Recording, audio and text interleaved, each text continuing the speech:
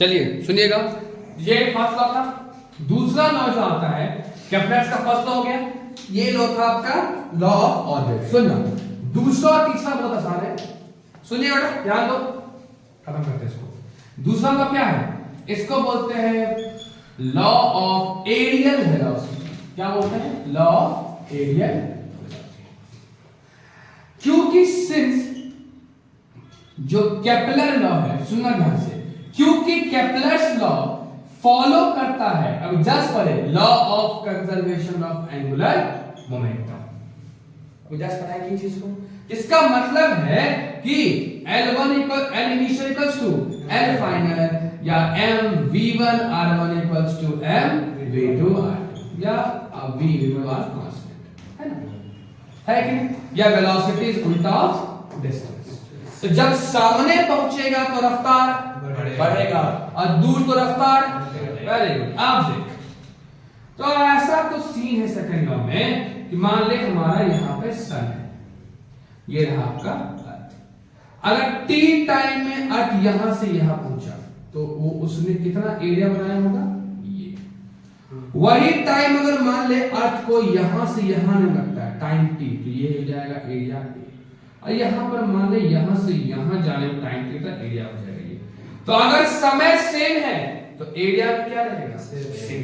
तो second law ये बोलता है कि law of areal velocity, law of areal velocity ये स्टेट करता है दैट प्लैनेट्स जो हैं they swept, planets swept equal areas in equal directions. Planets swept equal areas in equal time. बात समझ में आती है?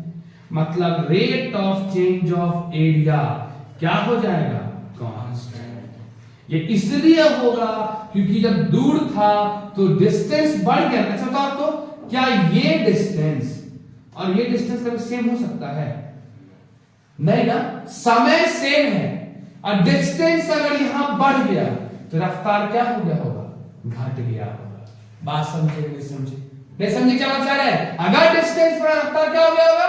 घट गया होगा, तभी एरिया आपका कंजर्व रहेगा या कांस्टेंट रहेगा। आसान। थर्ड लॉ क्या बोलता है? थर्ड लॉ बोलता है law of time period. Law of क्या चीज? Time period. आसान है कि टोटल टाइम जो लगता है उसका स्क्वायर डिपेंड करेगा आर का क्यूब पे, है ना जी? इससे बहुत क्वेश्चंस आते हैं। आर का क्यूब, टी स्क्वायर मतलब time period of revolution. Time सुनना, टाइम पीरियड ऑफ रिवॉल्यूशन का स्क्वायर डिपेंड करेगा डिस्टेंस जिसको बोलते हैं रेडियस का क्यूब।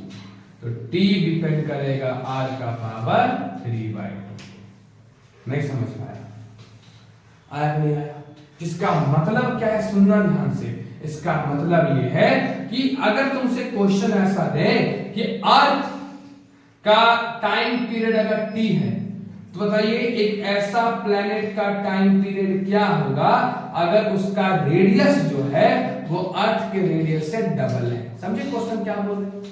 जैसे मान लेते हैं कोई प्लेनेट है, सपोज करते हैं जुपिटर है, सपोज कर लेते हैं, उसका रेडियस अर्थ से कुछ टाइम स्क्वायर डबल कर देते हैं, तो आप क्या बोलोगे बताइए? t1/t2 क्या हो जाएगा जी? r1/r2 का पावर 3/2। अरे हो जाएगा। t1 अर्थ का t है, t2 अपने को निकालना है, r1 अर्थ का है, r मान लेते हैं, और जिसका निकालना कितना उसका है? डबल है, 2r का पावर 3/2। सॉल्व करोगे आपके पास आंसर आ जाएगा t। बात समझ में है कि नहीं? अर्थ का टाइम पीरियड होता कितना है? 24 घंटा का। अगर रिवॉल्यूशन का दे देगा बात तो 365 दिन का।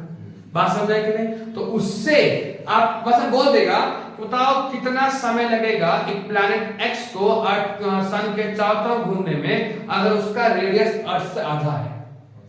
मैं निकालेंगे, अर्थ आधा है ना, तो क्या हो जाएगा? t2/t1 इक्वल्स टू r2/r1 का पावर 3/2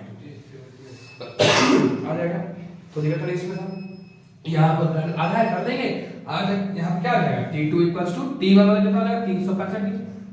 अगर इसको मीटर ये दिन है, 24 से तो क्या बन गया?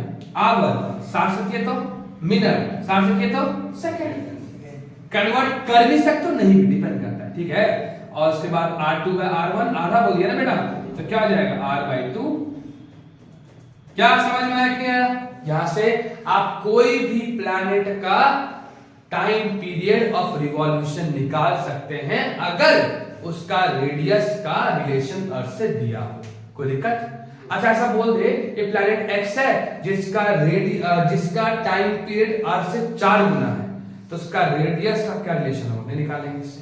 सेव करना है T2/T1 R3/2 R3/2। नहीं समझ में आया?